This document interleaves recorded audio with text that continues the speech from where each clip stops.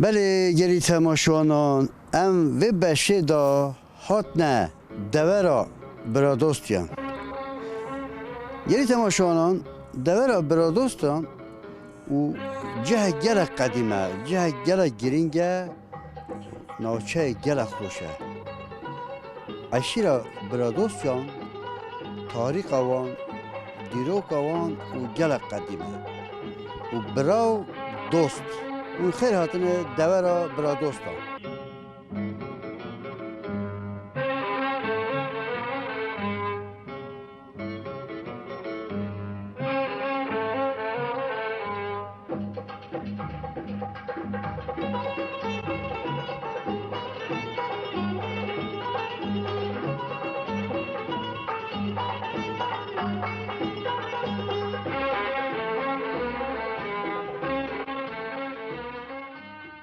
بله ام هاتنا گند مجسر جا ماشاءالله گند گله خوشه مختار بله که چند مالا گنده و؟ گنده من نزدیک 56 ماله بی گنده من مجسر بله اذا خلچه گندش لخو کاسبیه کرد برن گنمه کنو رزو باغیانی نهیو حیواناتو تشتی و توانی هی کتکش لسه مزگو تاولو جانا بقیده بورا معاشه چانی هی خلیچی کسابته و رزو تری و تشتی و تو بخیوه کن گنده برکت زور گنده چی به برکت ای پا آو دو جو کنه لروبارتین لو گنده ما کانیشن هی اما گنده چی خوشه گلک خوشترین گنده لمنطقه برادو چت چینن مثلا اما برنجه چینین ماشا چینین گنمه جهی داروبارە خۆخە ترێی ئیدی سێوکە ئەو تشتانەشە چینین همه چینن ئەری وەڵڵا فیقی چه فێقی جە ترەیە سێوە ئەی ئەوەی هەموو تشتە حاجیر چین حاجیر بەرێ هەژیرێن هەی بەری وەڵڵا هەژیرێ هەی بەرێ وەڵڵا ئەیدی هەنارێت هەی وەختی فێقی ئەگەنگ و بینێرە ئەزانە دێپەلۆریا تشت دەینەنگۆ خودێ او داره اجی ها جوامه ونی هدنا مجی او گنده من اجی اری والله گنده تو بخیر بیرست حسی تو تیدا بخیر بیرست برادوست گلی اتفاقا بله عشرت ما رئیس عشرتی بزوری باشه کی رئیس سلامه کوری کریم خانه نخوشک دیل چابی لیره دی چین هولیری خستخانه وان بلاش لوبه نانو خواردنو مالاوان لوموی کرد چی مطعمه که یا حکومیه بیشو یعنی بطال نپاری بلا بچه مطعمه چه نبچه فندقه چه مالاوان لوما مطعمه و فندقه و همو تشتکه دو خستخانه شن هی لو عشیرتی و لو غیر عشیرت همش هر اوی بست مالاوان تخزمت وان دایا یعنی ببی حقی ببی پاری کریم خان مروه چامو والله کریم خان هندی خدای بشر داینه عزبیم کسته کریم خان مروه چی نرم و حلیم ای باش ای سخی طبیعت جا چی بیجم هندی وصفه بکن هشت حکمه کریوش باشن یا نه کره نو باور بکن لو باشترین الحمدلله و شکر سلیمه بلنده میر سلام یعنی برادوست جان خدان در کویت یا نه اره والله طبعا ایشی نخوشه کبی دهنیرت دروا دهنیرت نخستخانه خو پاره خودتی ایک جنه چه بینی پاره دتی ایک نخوش ببی یعنی او حقیقیه ها یعنی ونیا من محتا سلام بکم او حقیقیه خدای زانی یعنی بچه لسلیمانی لهولیری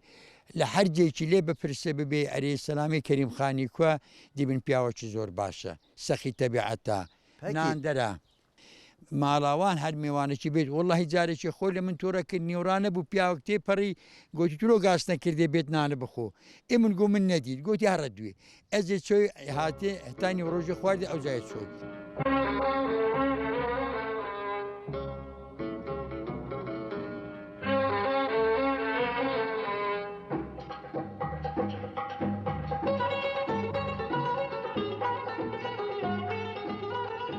درانه جیناری و کیش گند هنه جیرانی نما لگنده چه بینی هویلا لپشت گنده میا کونی سی دکاش گنده وانا للای جیری میا پسری کو همو للای باش گنده که بیجنه خماری پشتما قلیتانا و ترسی دکایا ایدی هو يعني همها برادوس يا سيدك برا هالمنطقة هلا سري برتدو إير ودي هي ئەوە برادۆست عشیرەتا برادۆستایە هەتا گەروەزینا ڕوستێ لای باڵەکە عشیرەتەکە دێبێنێ باڵەکایەتی بەلێ لەولاشتا لای دۆڵەمەریە ئەبێنێ عشیرەتەکە دیکە شەلەوێەوە مەهای دۆڵەمەری ئەوە ئەمەتەنیوەکە عشی زۆرە عشرەتە مەگەلێک زۆرە هەیەکی مختار ون هێ سەر عادەتێ خۆی بەرێنە یانە بەێ ئەری وڵی ئەمە دەستورەکە زۆر ئەو نەبووین هەر وشی جارایە مەسە ژن خواستن ژن هینان و تەعزیە و ئەو تشتانن هەر وشی خۆنە بەرێ.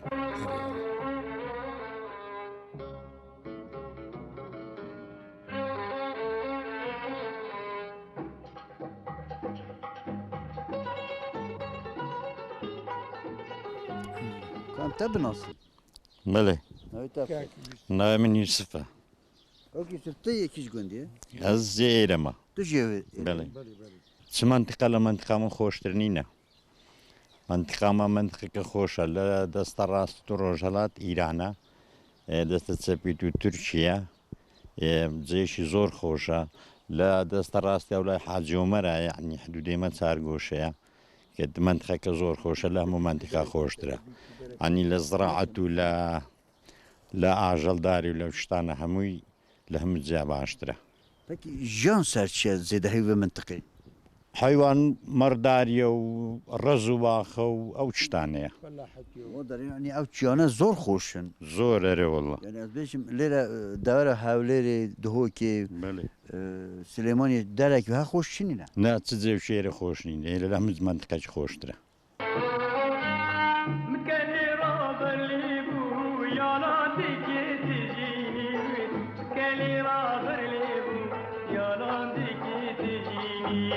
شباكي شغلي دا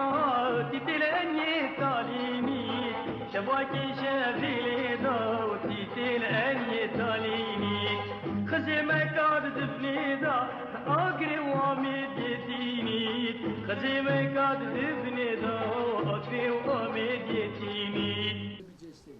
ئەو دەرە گوندێ مجلسەیە وەختی hûn dibînin em cihekî dîrokiya bername xwe dest pê dikin ew dere malbat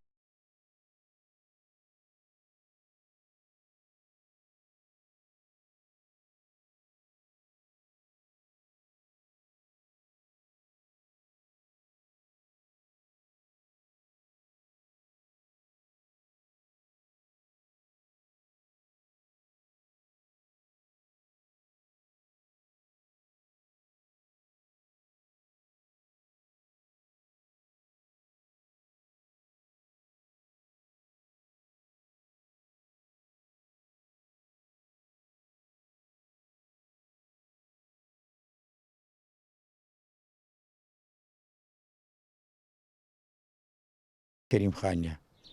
خانێ مححمود بەیجە بابێ کەریم خان yani çend sol emri heye والله نزیکە ئەمن وە بیرا من نایە زەنزام عمرێ مشتەقریب بووە 56 سال زیاتر هەندی ئەمن دیتی هەری هۆ بووە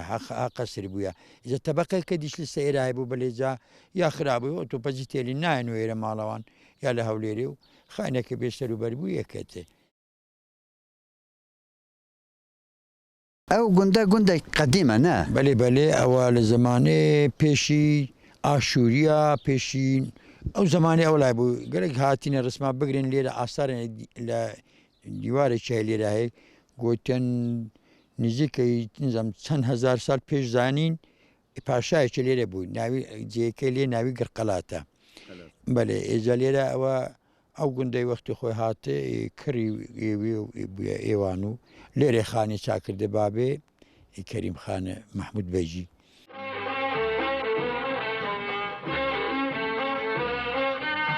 أشكالي روي تات مخاري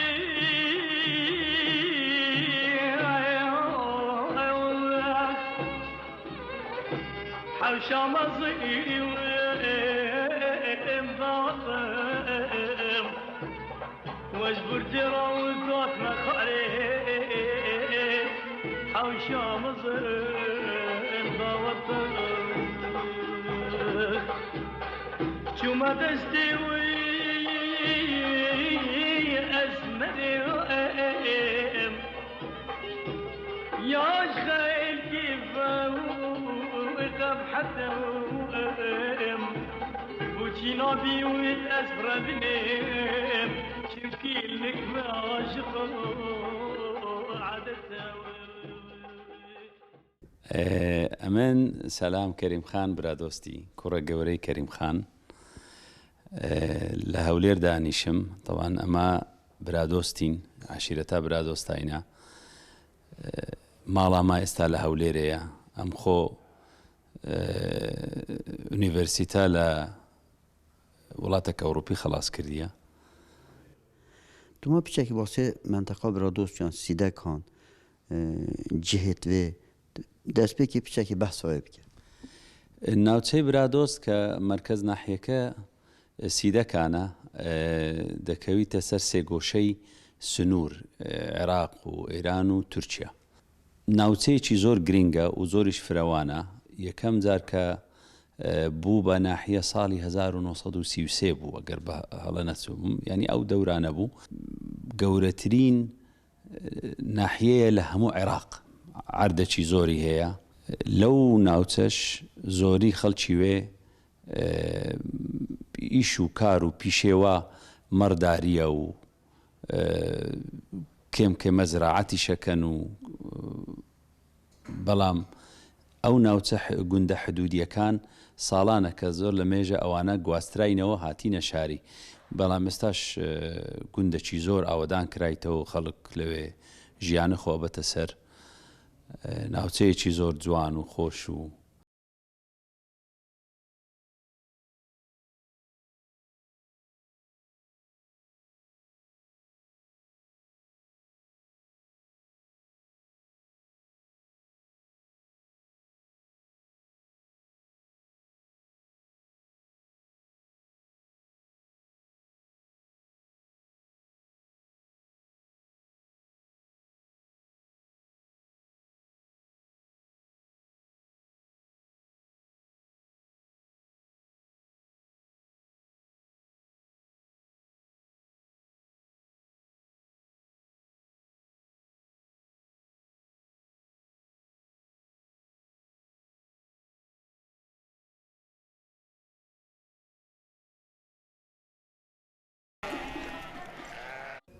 Em hezkin piçekî behsa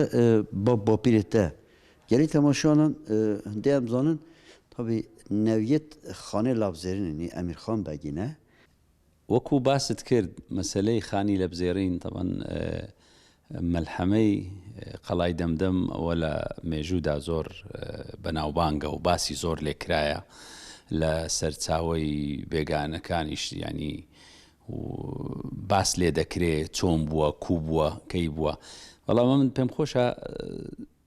هەر ئەوە ئیزافە بکەم ئەو شەڕە کە بووە لەوێ یان ئەو بەرگریە کە کرایە سەردەمی خۆی لە قەڵای دەمدەم ئێمە وەکو عشیرەت باسی ناکەین زۆر جار بە تەسچی باسەکەن ئەمە وەکو کورد باسەکەین شتێکی لەو کورد بووە لە بۆ عشیرەت نەبووە چونکە خەڵکی تریش تێدا بووینە و بەرگریان کردیە بەڵام بە سەرۆکایەتی ئەمیرخانی لەبزێڕین بووە کە ئەو وەختە لەوێ سەرپەرشتی ئەویشەی کردیە سەرکردە بووە هەتا ڕۆژی ڕووخانیشی تر ئەوە هەر لەوە بەنسبەت باب و باپیر تەبەن باب و باپیرێنەمە هەموو لەو ناوچەیە ژیاینە زۆری ژیانی خۆیان لەوێ بردیتە سەرێ محمود بەگ کە میری برادۆست بووە دوای ئەو پاش وەفاتی ئەو کەریم خان هاتیە جێی ئەوی گرتیتەوە و ساڵانێک لەوێ ژیاینە و دوایش لەبەر چەند هۆیەک و لەبەر شەڕ و ناسەقامگیری ئەو ناوچەیە هاتینە هەولێر لێرە نیشتەجێ بووینە و لێرە ژیایە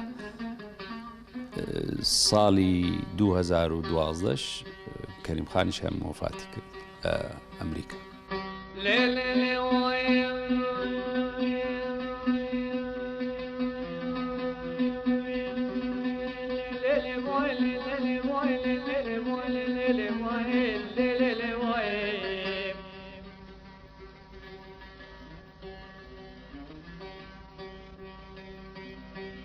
عيشان اللي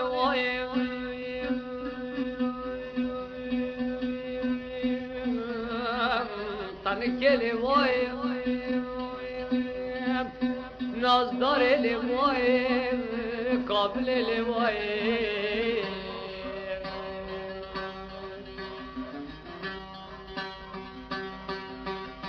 وانا كلي كون ديالو جيرانا سنبو بريبة الحيشان علي بلاد برفاج جاي كما كامل الكدي شاف مواري ماري برادوست پیچکی بلا بونه و تنی از بجم نه ویداری سیده کن از بجم مل ایرانه مل ترکان جزافنه بەڵێ بەڵێ برادۆست زۆری برادۆست هەر کەتیتە لای ئیرانێ ئێرە ئەمە مەوجودین لێرە هەینا و لە لایە ئیرانش هەنا جەنابیشت خۆت هەر برادۆستی بسمامێ منە مازنێ مەیە شانازی بە تووە دەکەین و پێخۆحاڵین بە هاتنت لۆ سەردانی ما و ناسینی برادۆستیش لۆ خەڵکیری ئەوەی زۆر شارەزانیە و ئەم گەلتە گوندت و گەریان گوند ماشاءالله ملت گەلە کەیف دەتێت گەلە حەش دەکات گەلە بوتە دەئاند کات بۆ ماڵباتەوە hûn çi dikin bo wê gelê xwe bû miletê xwe wana çiman de heş dikin keyfetêt ئەمیش کەیفم بەوان دێ ئەمە شەوانن خۆشەوێ و ئەو خۆشەویستیە لە دوو لایە لە یەک لا نییە ئەگەر هەر لەلایەک بە نەدەبوو ئەمە یەکترن زۆر خۆش دەی و ئەمن شانازیش بەوان وە دەکەم و هەتا ماینە ئەمە خۆن بە قەرداری ئەو خەڵکە دەزانین ئەمە قەرداری واینە ئەمە هیچ ناکەین ئەوەی بکرێت شتێکی زۆر بەسیتە ئەوەی پێن بکرێتن ئەمە بە ئەرکە لەسەر شانی مە کە هاوکاری ئەو خەڵکە بکەین هاروکاریان بین لە هەموو شتەکان لە ژیانی ڕۆژانەیان لەو گیر و گرفتانەی کە هەیەە بەڵام ئەوە منەتی تێدانیە ئەوە واجبە چیمەیە لە باب و باپیران هەروەن کردی و هەروەش دەکەین زۆر سپاس زۆر بەخێر بێ ئەمەش پێ خۆشحاڵ بین بە ناسینی جەنابت و هاتن و گەڕان ئەمە زانیم ئەتو لە نەکەر لە برادۆستا لە هەموو جێدیش گەڕایی و خەڵکی دیشت دیت ئەوە لۆمە زۆر باشە چونچی ئەمە هەمومان هەر براینە ئەوە پیشانەدا کە برادۆست هەم برانە و هەم دۆستیشن هیوادارم خۆت هەر سەرکەوتوبی بەرنامەکەشت هەر بەرنامەی سەرکەوتوبی و خەڵکەکی زۆریش تەماشەی تووە کە ئەتووە ناسن زۆر بەخێر بێ زۆر بەخێر بێ ئینشاءڵڵا جاری تریش یەکترە بینینەوە زۆر بەخێر بێن خەزال ئەز کاچەرە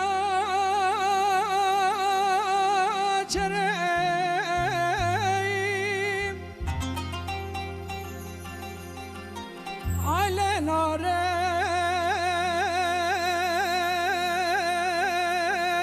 مجده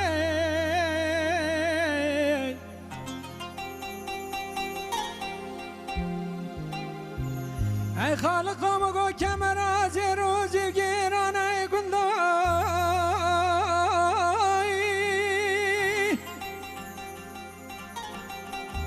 عقل ناده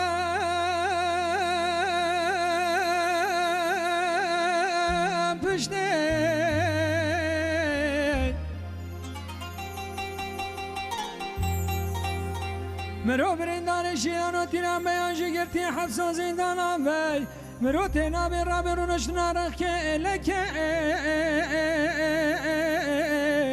آیلا رختنشته اغدا غزال های وقت دلال های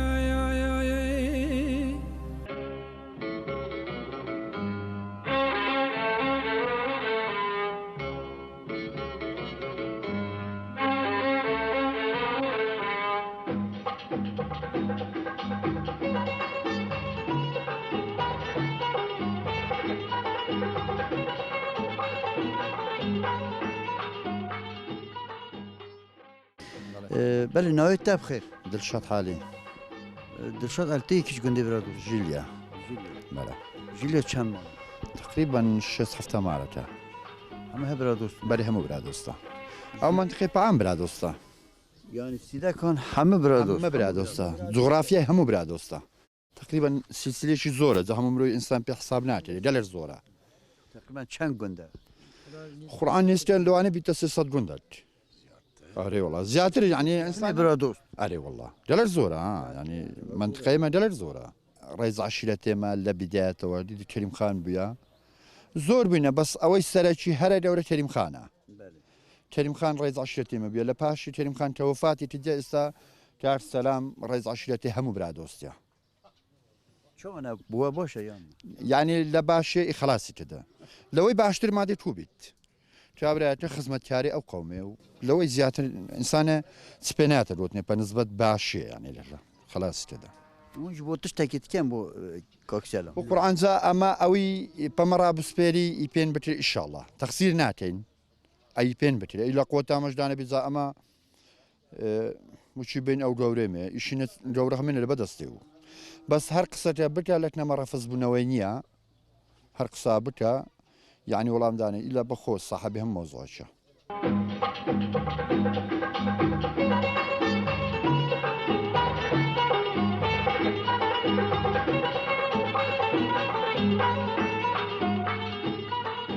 كانوا زوزاني واتشنا زوزاني ما ميرقا دوكانا ميرقا ميرا بيجمتا يعني زورة حدود إيراني حتى دشتو تركيا حمو زوزاني منا هيتس ناحية شي هندي ما زوزانينا أو الناحية لكن شنو زوزاني أري تسماناتي بنجر هنا وندا حمي تشتكي بمتا كاري هيا ريواز هيا بمتو زاتر هيا أنواع تشوات كوارك هيا حمي تشتكوات مثلا جوان برادوستيان ون چه کارت کن جانا و سر چیه دور برادوست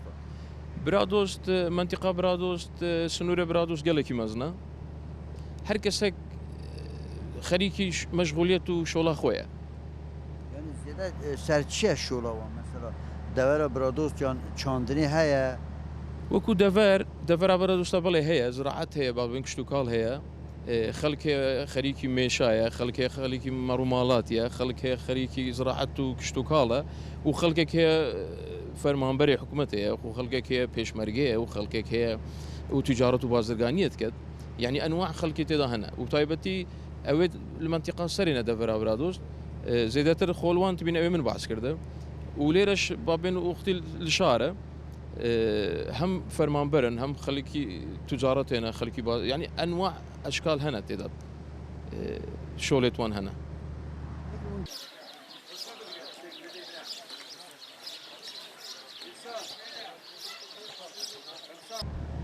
من ملا موسى عمر محمد شيخاني برادوستي ما شاء الله لیره نوی بابه با پیره حتی نبیزن نابیته مام امریتا چنده؟ عمري من 68 سالة ما شاء الله هشتا زیختا 68 سالة والله چند در بازو 68 سالیته خدي أمن الوقت خو المملكة برادوست أبوين أما جيانا كردواري زي بزيد كرد أما توتند كرد ما باس بخيوت كرد اما چوستان و گرمیان کرد چون زورزانا هاوینه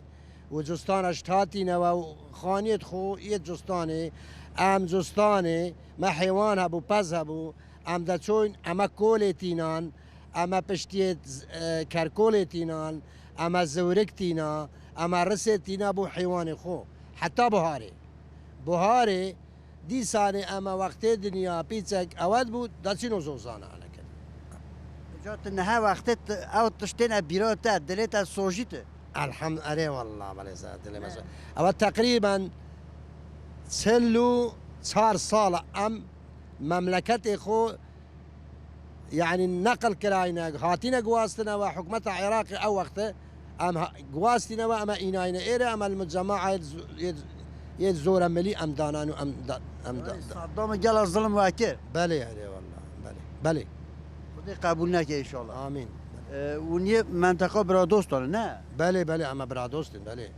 برادوست منطقه برادوست اینا اما خلچ خواکرچی ما گنده مد بیجنه شیخان چار روبار پناو داتین چار روبار گنده من چه که واسه گنده اوی که تنها بیرا گنده خود کنه بله اما والگندی خوش جای من تازه نگوتتم اما چوستان که بعض از هنجی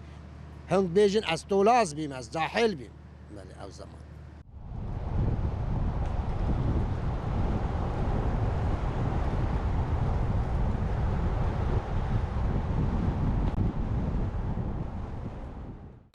السلام عليكم.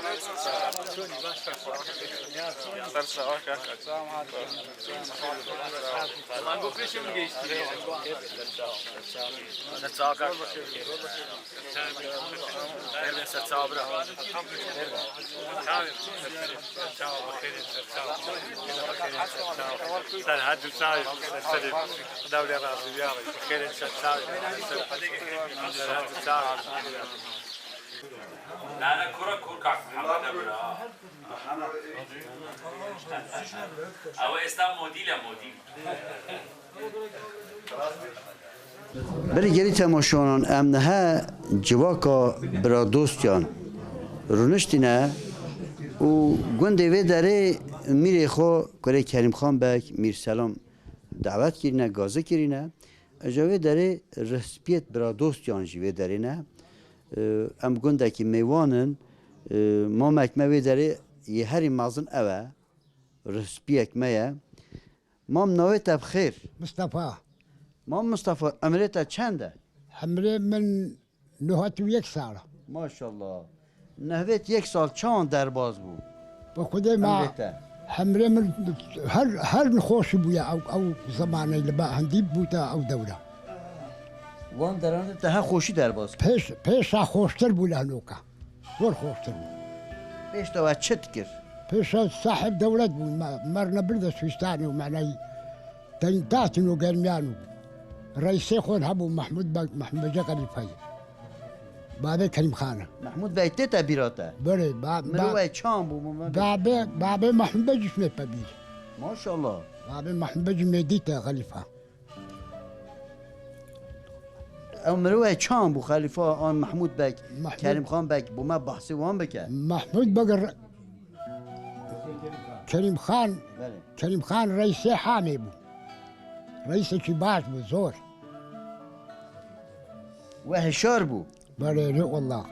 پاشی ناشکری نبی امی بین کریم خان دیلو ما پیدا نابن لخوایتی ان شاء الله او دی زیتر بی ان شاء الله آمین زیتر ان شاء الله لکریم خان دی زیتر بی ونجي رازينا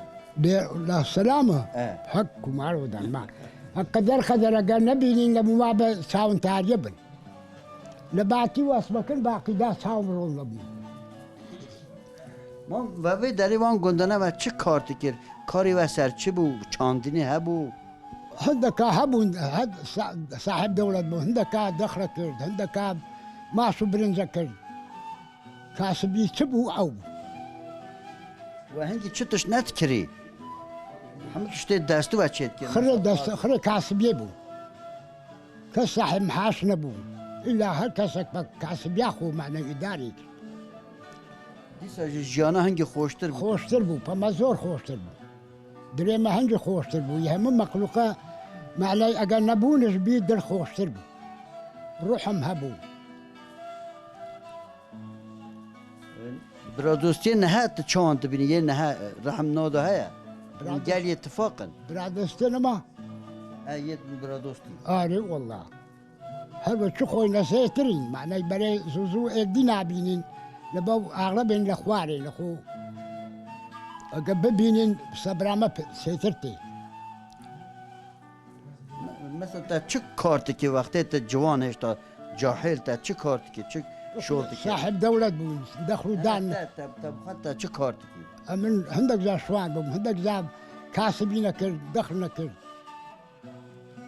دیساش خوش در باز أري والله زا خوشنا راب وارد الحمد لله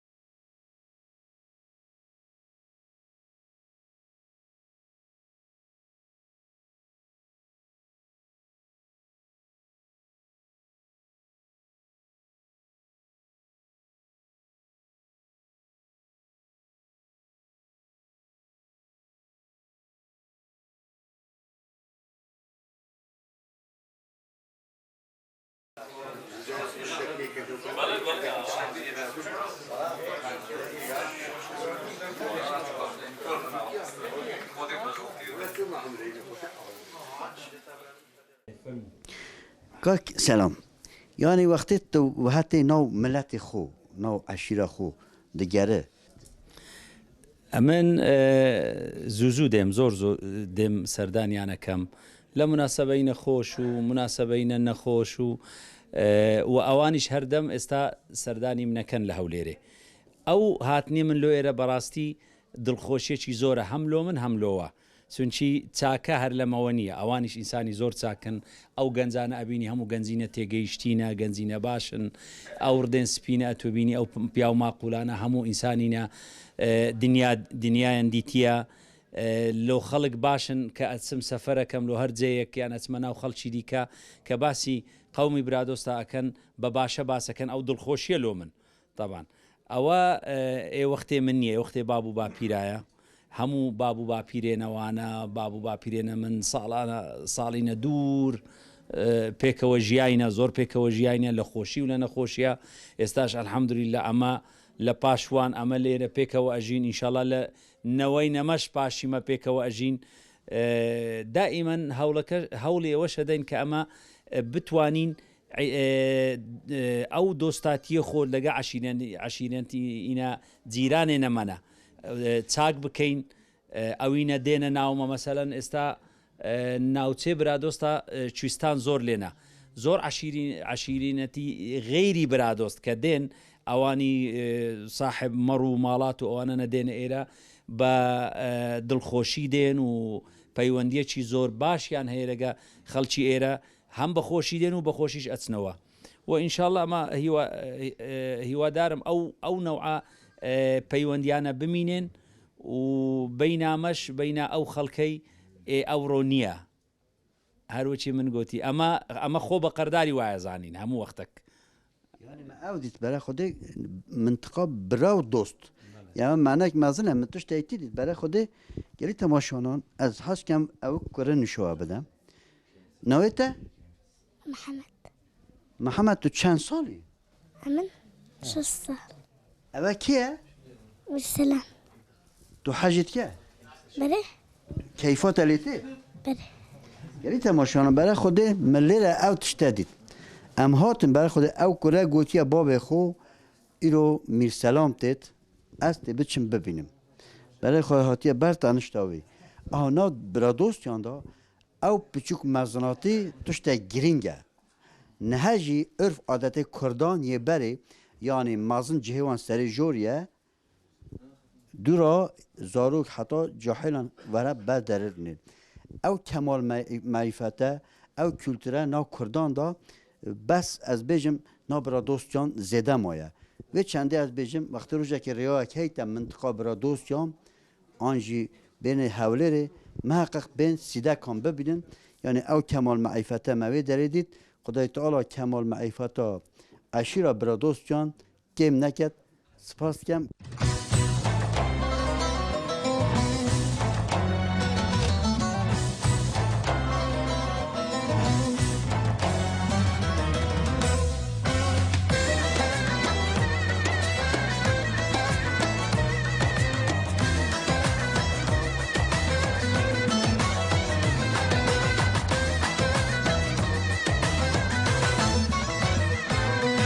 بهاره هات بهاره عرض تو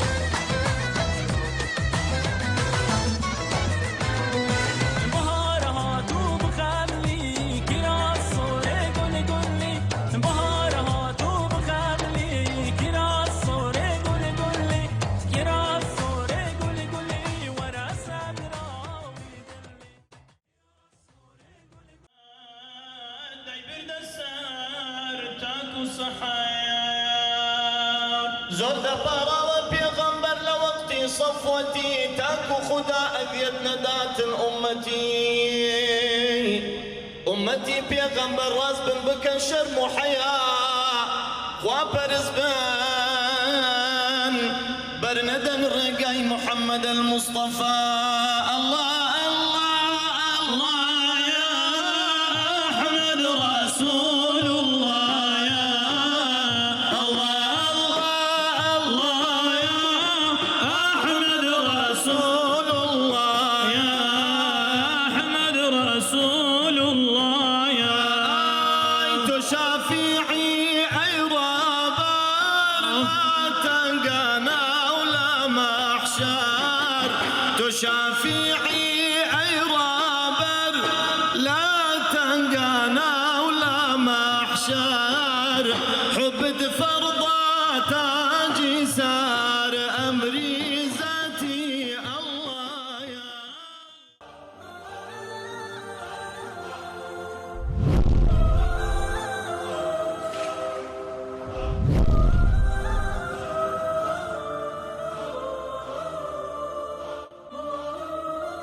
دەڤەرە سیدەکان ناوچەیە برادۆستیان پێش سەر عادەتێ خۆ یê قەدیم in. Dawetê wan bingeha xwe yê berê berdewam dike. Dema kesek mir heya sê meh derbas nebît dawetê nakin. Ber vê çendê daweta kurê Fexrî Kerîmxan Biradostî mevlîd hate dan.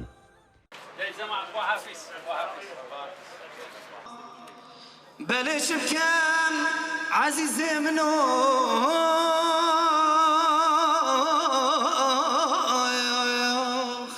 دوري جمرك هزار سالا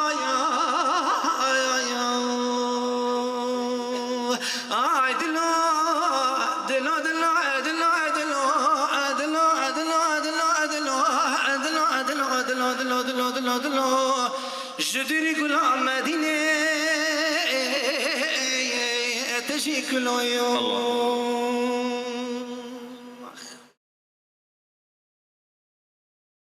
روجو شودايم دسور عمري من هركم دكا روجو شودايم دسور عمري من هركم دكا قنا بوجاري فكر كمردن بنزي لكايا قنا بوجاري فكر كمردن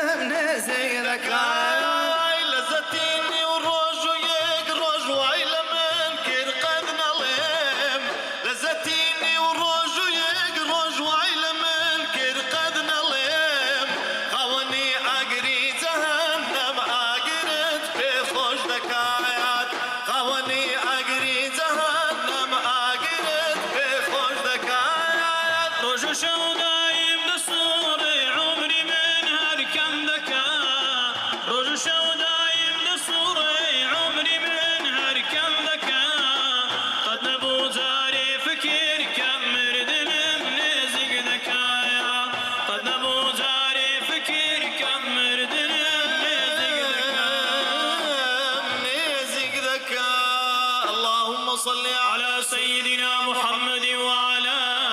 آله وصحبه وسلم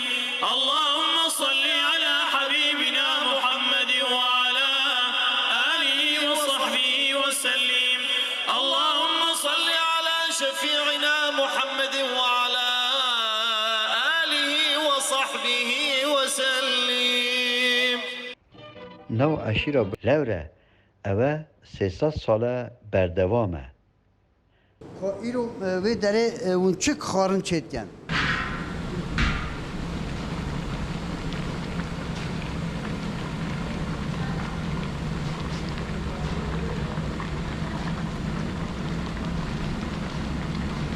والله خواردن بزۆری برنجەوە بریانە ساوارە بابرێن مەرەگەی بامەیە ڕۆژێ ینی هەر ئەنواع مشەکەلە مەرەگەی فاسولەیە گۆشتی حیوانە گۆشتی مریشکە خارنه برشکه خارنه کیون یه قدیم قدیم نه قدیم نه یه قدیم نه قدیم نه هەموو ڕۆژ بە ڕۆژ ئەمە خواردن شادەکەی ایرو بۆ چەند کەسە اون خارنه چێتیان والله جاري بده به 1000 نفر جاري 1000 زياده جاري 500 جاري 200 يعني حسب ميوانا حسب ميوانا بله زیده کیش خارنان چتکن و دوره دو قاوه چید کن ترش چید کن سنگو سیره چید کن سنگو ما یه بره بجا یه بره سنگو سیره چید کن او نوع الشيوت مثلا بس جنيد نوكا همه شيوان نزانن يد بيرو قال زانن بس يد زاحل نزان بله وقتی ادیتی گلی تماشانان لیره و بلکه 10-12 منجل گوشت و کلیته گل گوشت برنجه و وکو بیجن دوه و خارنتینه و گاوه سربره عیدت کن نا برادوست یاندا اوه عادته روژا عیده یا دویمین و همه خرد بنا مالا رسپیت وان جا او داره خانقا یعنی خانا مالا میرسلام کریم خانیه و داره اشیرا برادوستیان همه تینه و داره روژا عیده یا دویه خانت خون از چی تکتی بیجم از صفرا مالا میرسلام کریم خان اول 100 ساله هشت ارده نرابیه سالانه از صفر اردیه و که بید بچید و دره خارنت خود یعنی دره ماله بو هر کس پیغمبر فرمی صلی الله علیه وسلم الفقراء يدخلون الجنة قبل الأغنياء ب500 عام فقير كان 500 سال پیش دولمنده كانتن اوانيش دوستي فقيران ان شاء الله لقى فقيران پیش دولمنده كان لوي اماده ابن لو جنة الفردوسي كبيغمبر صلى الله عليه وسلم پیشوازيان ليبك ان شاء الله ابارينو بتايبت كريم خاني رحمتي غرقي رحمتي خوي بك ان شاء الله خواي پروردگار لقل پیغمبر بي برفيق ان شاء الله كركانيش ان شاء الله تمندريج بكاتو بايماني شي سليم وتندرس باش لدنيا بجينو لقيامتش لسر سفري پیغمبري خوا كيان بكاتوا خواهی پروردگار ایمش هم لایک موفق بکن انشاءالله او سفره که اوان رادخن انشاءالله وکو بارانی بهار بسیان ده اباریتو بردوام دبیتن دبیت مای خیر و خوشی بو هم لایک من آمین یا رب العالمین یلی تماشانان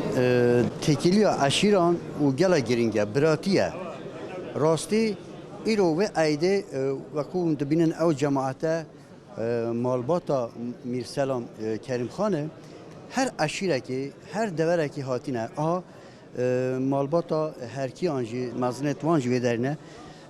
سلام علیکم سلام ورحمة الله من تابع ناصر حسكي بله از خورشید هرکیما المحافظة هوليل الدور بري هوليل القضاء خباطر النخاري مام خورشید ایده یا ایرو وها ونحمه قوان عشیر وها براتي جاليك تين شنا نايه كده بله والله الكرتوري عشيرات عام از بخوب هیچ فرق جیازی نبینم تایبتی بین هرکیا و برادوستا هیچ کارتی فرق جیازی نبیه یعنی میجوی مدا بابو باپیرین میدگلیک داوی چه جارا فرق جیازی که تو مندید یعنی تقریبا یعنی بس نوکی جیازه هرکی برادوس هر یک چه جارا لیک جدا نبنا عشيرتي ديج عين مرزة هاي بوان بس وكو تايبتي هركي برادوس تجارة فراغنا كوتيت بيني دا تيكليا الزمان بري حطنا بله تيكليا هركيا وبرادوس تا يعني سام بشتدي بيش مدانا يعني انو كنيه ميجو كي دوري دريج ما هي الحل خانه لبزرين وحتى جرتا ومسجد عشيرتها هركيا همي مالا جانگير غاي تكاليه كا توكما هبي انه كج الحمد لله هدوتونا وهيش فرق جواز يغني شو عند بينا وهاد جماعات هم هاتيه جهه كي جاليه صحبات كان يكو دناسن وكو بري خارن تخون شو عند بينا والله اما زور خوشحالين چكا اما مالا رحمتي مير كريم خان مالا هميايا اوجد الخوشانه هنده يعني بفرق جواز اويد باجداريه رجع عيد داد كان بفرق جوازي همي عشيرتها اللي راهي بس طيبتي هركي برادوس يعني ايش فرق جواز اكتدانيه استدانا بينم عيدت و بري اساس كانت باسي عيدت بري وقت تگنده عيدت و چام و ما باسي عيدا قرباني بك عيدن ميد گنده زمان خو اوي عالم هنجي وچینۆکە عالم فەقیر بوو عیدێ داکەن دا شیوێکەن مەقسەد هەر کەسێک میێوانە داکەن داست لە ماڵێتێک دا عیدانەیەکەن دا قوربانێکەن دا سەردانەکەن دا ئەوی نە هەندێک دا هاتوچووە ماڵە مەزنێت خۆکەن تایبەتی ئەو ماڵەکە مەزنە ماڵەمەیە هەر زمانی بەری حتانە هە ئەو ماڵە و هە ئەوە 300 ساڵت بابێ منێ بۆ من گوتە کە ئەوە گەورێت مەبوونە مرۆێت چاکش بوونە زول زالم نەبوونە یعنی دەستی خەلچیانێ گرتە یارمەتیە خەلچیانە دای عالەمیان والێت تشتێ نەخۆش ڕزگار کردە ینی مەسلحەتە ملەتی خۆدا بوونە بەێ کام تا بناسن سەردار ڕەشید عومەر برادۆستی قوتابی دکتۆرە ینی برادۆستی هەوەکو بەرێ سەر ئەرف عادەتی خۆ سەر کولتورا خۆ دیرەکۆخە مایە یانە بێگومان ینی برادۆست بە حکمی ئەوەی کە کەلتوری تایبەتی بەخۆی هەیە زمانی شێوەزاری تایبەتی بەخۆی هەیە شێوەزاری قسەکردنی برادۆست تێکەڵە لە بینی کرمانجی و لە بینی سۆرانی ینی بەشێکی زۆری دەکەویتە منتیقەی ئێران و تورکیا و مەسەلەن سەرسنوورەکان باڵێ کەلتورەکەی زیاتر لە شێوەزاری بادینی نزیکە تێکەڵە و بەڵام میرەکانیان بە تایبەتی کە پێشترکە لە سۆمای برادۆست هاتوون لە ئێران ینی بنگەها برادۆستیان کی دەری هاتنەوەی دەری لە سۆمای برادون بەڵێ خانی لە بزێڕین کە دەکاتە باپیری میستەلامی ئێستا بەڵێ کەلا دمدم بەڵێ کەلا دمدم بەڵێ ینی ئەوێ برادۆستی هەموو وێ دەری دەرکاتنە بەڵاو ناو تورکان بووینە و لێرە بووینە وێ دەری ئەکەر ئەم ینی سەرکەی سەحکەینێ برادۆست بەخۆی 6-7 قەبیلێت مازنە قەبیلێت مازنن قەبیلە برادۆستیە باگزادە ئەو میرێتمانە میرە برادۆستیانە ئەو برادۆستیان ژەهەنە بەڵێ بەگزادی برادۆستە میرسەلام کەنۆکە براگەورە برادۆستە ئەو میراتیا برادۆستیەکە ئێگاوێ قەبیلێت دی قەبیلێت خواکوڕکی هەیە خواکوڕکی کە کەویتە منطقة برادوس بين تركيا وبين حدود بين العراق وإيران وتركيا أويش قبيلة كمازنة قبيلة رواندوكي هي أويش قبيلة كمازنة يعني احتمالها هاي 5000 مالها بنقلك زورم أويش بشك كون منطقة دشتهرته يعني قبيلة رواندوك وقبيلة أودي كان هي شيخزادة وقبيلة بيرسنيه كقبيلة كمازنة أو تقريبا أو قبيلة مازنة برادوستيان يعني باغزادة كميرن شيخزادة رواندوك بيرسني خواكورخي تقريبا كان يرشش أو قبيلة إيراني كيش أو أنها قبيلة إيرانية كيش قبيلة تقريبا باغزادة أغلبي برادوست كونه إيراني باغزادنا برادوست أصلينا أو أصل برادوستانا كونه سوما إيراني چون ترکان جم ایرانی درباز بونه چون دور وانه بنگاه برادوستا یا اصلی اصالت وان یا ایرانه سوما برادوست شبکی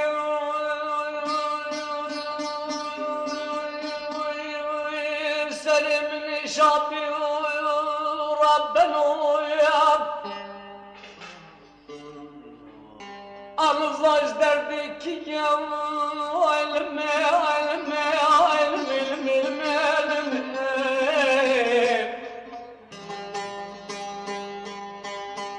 خلقنا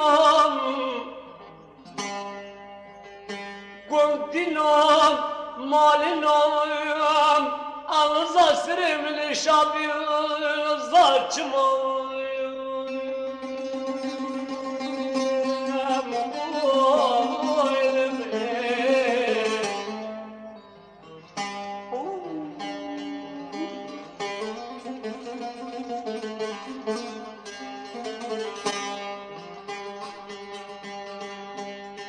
حميد بظلام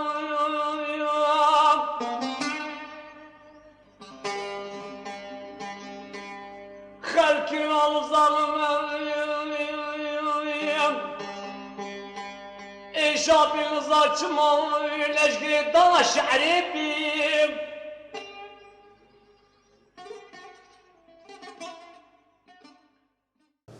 بلي انت مش وقتي ام بيجن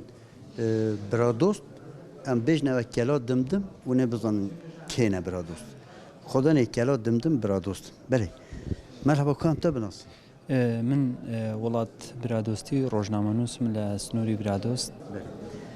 مامۆستا تو بۆ وێ ڕۆژێ بۆ ئەوە ساڵانە ئەو ڕۆژەوە ها وێ ماڵێدا بەردەوامە تو چت بێژێ بۆ ماڵباتێ بەڵێ ئەوەی کە لە بۆ نەخۆشە و ناخۆشەکان بەتابێتی جێژنەوە یان تازی و پرسەکان بیت کە خەڵکێکی زۆر لێرە و ئەبیتەوە من ئەگەڕێمەوە بۆ چەند هۆکارێک کە چەند هۆکارێک وای کردووە ئەو خەڵکە بە گروتینێکی زۆرەوە بە حەماسەوە ڕوو لەو ماڵە بکەن ئەوانیش لەسەر ئەوەیە کە ئەم خانەوادەیە کە ئەڵێم میرانی برادۆست مەبەستم لەوەیە کە کوڕانی کەریمخانی برادۆست کە ئەوانە چەند شتێکیان کردێ جیاواز لە خەڵکەکانی تر وای لێکردوون کە خەڵک بە خۆشەویستێکی زۆر بە ئەوەیە ڕوویان تێ بکەن و سەردانیان بکەن لە بۆنە خۆش و ناخۆشەکان بەشداریان لەگەڵ بکەن ئەوانیش ئەوێ یەکێک لەوانە کە ئەوان میرانی برادۆست مەبەستم کوڕانی کەریمخان ئەوەیە بوونەتە خزمەتکاری خەڵک یعنی ئەوان یەکێک لە سیفاتە هەرە جوانەکانی کوڕانی کەریمخانی برادۆست ئەوەیە کە ماندوو نابن ماندوو نابن مەبەستم لەوێ لە خزمەتکردنی خەڵک ماندوو نابن یعنی بە بەردەوام دەرگایان واڵایە بۆ خەڵکی هەژار بۆ خەڵکی لێ قەوما کەی خەڵکێکی هەژار ڕووی لەو ماڵە کرد ئەوان زیاتر دڵخۆشە بن ئەوان زیاتر بە پەرۆشە بن وهان ئەدرێن یعنی زیاتر کێشەکانیان لۆ چارەسەر بکەن بە پێی توانە من شایدی ئەوە بۆ ئەو ماڵە ئەدەم بە تایبەتی کوڕانی کەریمخان کە ئێستا ئەوان بوونەتە خزمەتکاری خەڵک بە تایبەتی نەک خەڵکی برادۆست بگرە لە هەموو چین و توێژەکان لە هەموو منتیقەکان هاوکاری خەڵکەکان بە تایبەتی ئەو کەسانەی کە تموحی ئەویان هەیە بخوێنن خوێندنەکانی خۆیان تەواو بکەن ئەوانە هاوکارن ئەوە دەستکەوتێکی مێژووی دەستکەوتێکی پڕ تشتێ مینەقە ناو کورداندا تشتێ هە نییە بەڵێ یەکێک لە مواسەفاتە جوانەکانی ئەوانە کە ئەوەی جیاواز کردیتووە لە خەڵک ئەوەیە کە ئەوانە خزمەتکاری خەڵکن نەوەکەوە لە لایەنی حکومیەوە لایەنی مادیل و ئەو خەڵکە هەژار و لێ قەوماوی دابین نەخێر ئەوان شەو ڕۆژ ئیش دەکەن کە ئیشیان کرد داهاتەکیان دەخنە خزمەتی خەڵک گەری تاماشوانە ناو کورداندا و گەلە عشیر هەنە گەلە عشیرێ میناق هەنە یەک جوان برادۆستە چاوان وەختی hûn dibînin Iraqê vê derê eşîra biradostan wekî komeleyekê yanî û dete gelê xwe gele milletê xwe heme eşîran wan nas tînît gele deveran wihenîne wisalîne ew ne mîrin ne axane rastî wekî komelekê her gawan salane û xizmetê dikin bo gelê xwe bo eşîra xwe bo malbata xwe